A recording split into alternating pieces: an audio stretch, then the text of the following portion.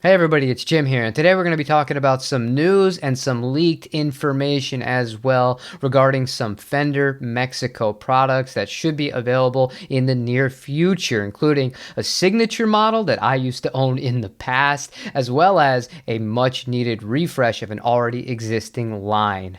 To begin with, we have to start with what's already official from Fender themselves on their social media. They posted that on July 25th, they're going to be announcing the return of the DeLonge Stratocaster. Now, as of right now, we don't have the exact specifications for this guitar nor the price. However, from the pictures that I've seen from it, it does look to be a pretty faithful rendition of the original model that was released in the early 2000s. You have your big 70s headstock, rosewood fingerboard, and the one Seymour Duncan Invader humbucking pickup in the bridge position.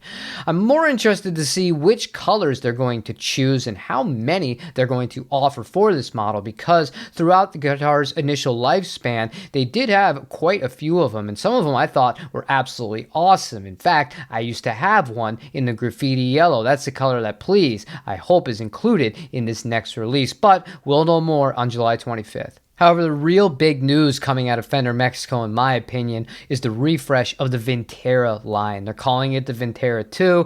It makes sense considering they started off with the American Professional 2, then the American Vintage 2. Why not do the Vintera 2? But what makes it unique? What makes it different? Immediately, I noticed it. They ditched the Pal Ferro. These are going to have rosewood. We're going to start off with the Strats and the Telecasters, and then we're going to get to the offsets because things get very interesting with the offsets. Now, starting off with the 50 Stratocaster, the biggest change here is just going to be the available color options that you do have. We have ocean turquoise, metallic, and black, as well as a two-tone sunburst that was originally available on the Vintera 1s. However, the colors sonic blue and seafoam green have been phased out. Now, it's only once we start looking at the 60s and some 70s models of these new Vinteras that you're going to notice the RW before the color code, standing for rosewood. No more Pal Ferro on the Vintera line for Fender Mexico. The 60 Strat is going to be available in Lake Placid blue, Olympic white, and a three-tone sunburst. But speaking of 70s models, we have one available in the Stratocaster form with the same big old headstock that the DeLonge Stratocaster is going to have. I always have had a soft spot for this. I think it looks super cool. Despite the 70s not being the most renowned time for Fender guitars, I think that aesthetically, they look pretty badass to this day. This one's available in surf green, and it's the only color that you have an option with if you want one of the 70s Strats with rosewood. If you want one with a maple neck, it's going to be available in vintage white and three-tone sunburst. Now, as far as the traditional single coil Telecasters that are in this line, we're going to cover both the 50s and the 60s together here.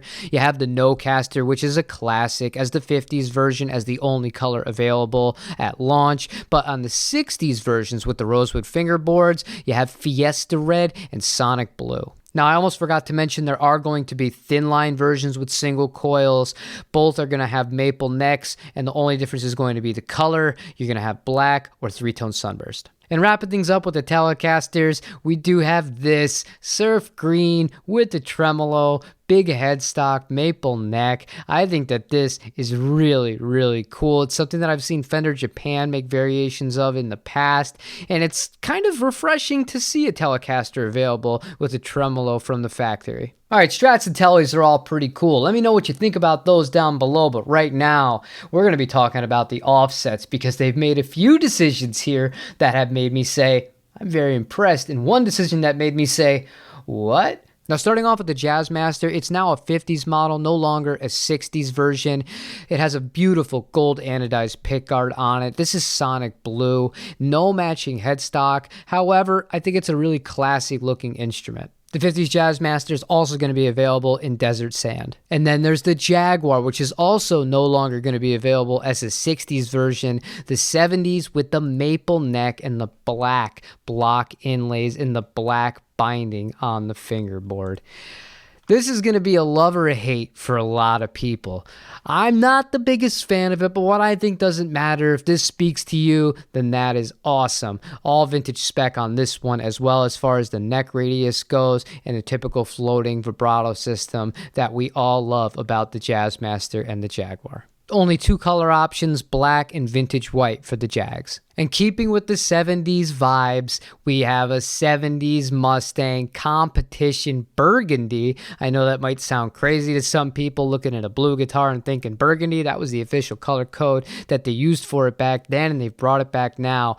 No matching headstock on this guitar, but it is a joy to look at. I really love the look of these instruments, so much so that I used to have one, but I had one in a little bit of a bolder finish. And that was this finish, the competition orange.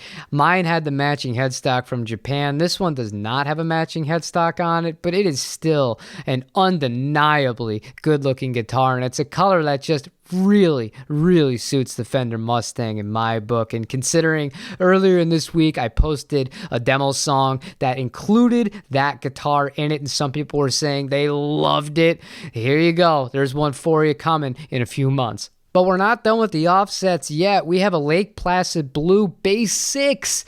Very cool that Fender are going to be including this. This is also going to be available in Fiesta Red, albeit it's going to be the most expensive of the offset guitars. I think it's awesome that they are having this available as an option at all. And finally, to wrap things up, we're not going to hit on every single model of the bass guitars, but we are going to hit on two of them, starting off with the Telecaster basses that are available on the surf green and the vintage white with a maple neck. Pretty cool. I like that they've brought those back. And then also all of the Mustang options as far as the competition orange and the competition burgundy with the racing stripes. Those are available in bass form. Now, when it comes to new Fender guitars, I'm always going to have a bias and a preference towards Japanese-made Fenders. I think that the quality and the value is just unbelievably good compared to everything else. However, I would like to give credit where credit is due. Whoever designed this at FMIC for the Vintera 2 line, I think he did a pretty darn good job. I think that there were some bold decisions made, and you have to do that to mix things up once in a while and to regenerate some interest. I love the switch back to rosewood instead of the Pal Ferro, and it's only for one reason. These are designed to be vintage-inspired reissue style guitars. Otherwise, why would you go through all of the hassle of having all the vintage specifications on them? Having the Pal Ferro, the different hue of the wood, always looked really off to me. And seeing them go back to rosewood, I don't know why they made the decision to do it, but I'm very happy about it, quite frankly. On the other Fender models that they offer from Mexico that do have the Pal Ferro, such as the Player and the Player Plus, I have no problem with it. Leave those as Pal Ferro. Those are more modern guitars. They look cool. However, when it comes to the vintage-inspired models, I welcome the change back to rosewood.